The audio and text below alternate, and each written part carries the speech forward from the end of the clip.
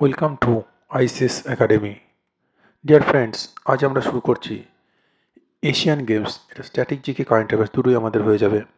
যে Asian games সম্পর্কে, Asian games এশিয়ার অন্তর্ভুক্ত দেশগুলো নিয়ে একটি খেলার প্রতিযোগিতা, ঠিক আছে।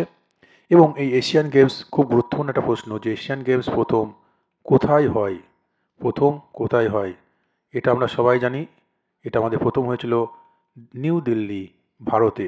এশিয়ান গেমস প্রথম অনুষ্ঠিত হয় 1951 সালে। কোথায়? নিউ দিল্লি, ভারতে, ঠিক আছে। এবং এই প্রথম এশিয়ান গেমসে ভারত মোট 15টি কি জিতেছিল? সোনা জিতেছিল, ঠিক আছে। ভারত মোট 15টি সোনা জিতেছিল। এবং এই প্রথমবার জাপান প্রথম হয়। জাপান প্রথম হয়েছিল, ফার্স্ট র্যাঙ্ক করেছিল, ঠিক আছে। এরপর যেটা খুব গুরুত্বপূর্ণ প্রশ্ন, এই এশিয়ান গেমসে প্রথম স্বর্ণজয়ী ভারতীয় কী হবে? সচিন নাগ। প্রথম ভারতীয় স্বর্ণজয়ী এশিয়ান গেমসে সচিন নাগ। এরপর প্রথম ইনি হচ্ছেন পুরুষ, ইনি হচ্ছে ম্যান, ঠিক আছে, প্রথম পুরুষ।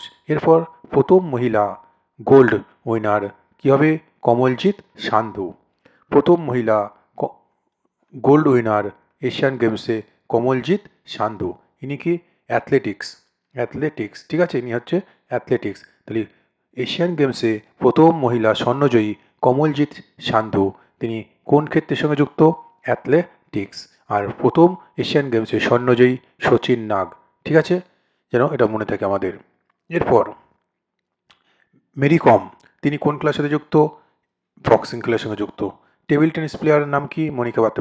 বিভিন্ন খেলার বিভিন্ন যে খেলোয়াড়গুলো তাদের না কোন ক্ষেত্রে যুক্ত, এগুলো কিন্তু পরীক্ষায় খুব আসে।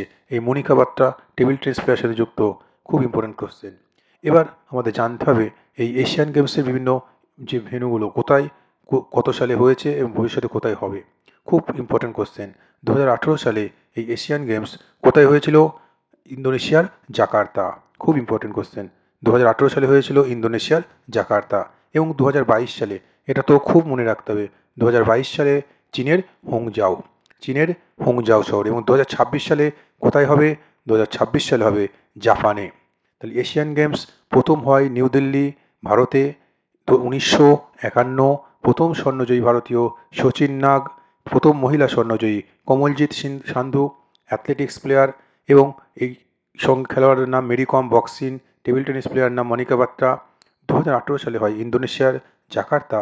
2022 সালে হয়েছে কোথায়? চীনের হুংজাও। এবং 2026 সালে কোথায় হবে? জাপানে। খুব ইম্পর্টেন্ট কোশ্চেন।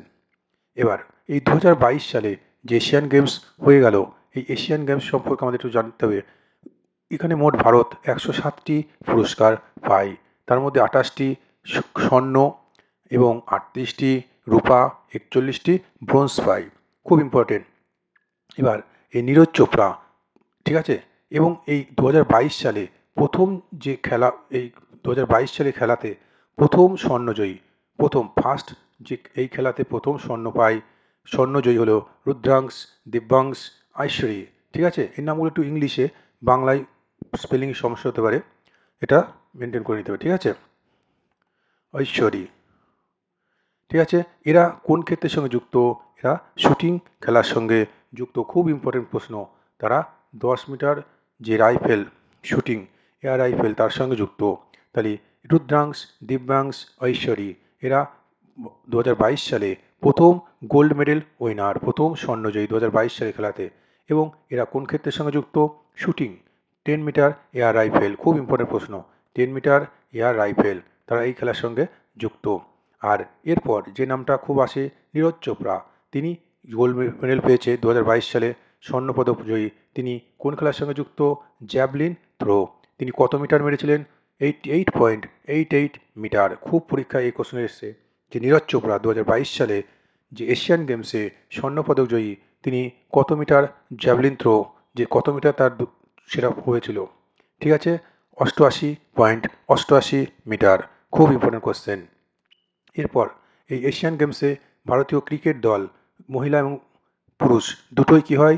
গোল্ড মেডেল জেতে। খুব ইম্পর্টেন্ট কোশ্চেন। এরপর দিব্যকৃতি সিং, তিনি কোন খেলার সঙ্গে যুক্ত? তিনিও ঘোড়দৌড়, ইকুস্ট্রিয়ান, তিনি ঘোড়দৌড় খেলার সঙ্গে যুক্ত? ঠিক আছে, এই প্রশ্নটা অনেক পরীক্ষাতে আসছে যে ইকুইস্ট্রিয়ান এই যে দিব্যকীর্তি সিং তিনি কোন খেলার সঙ্গে যুক্ত?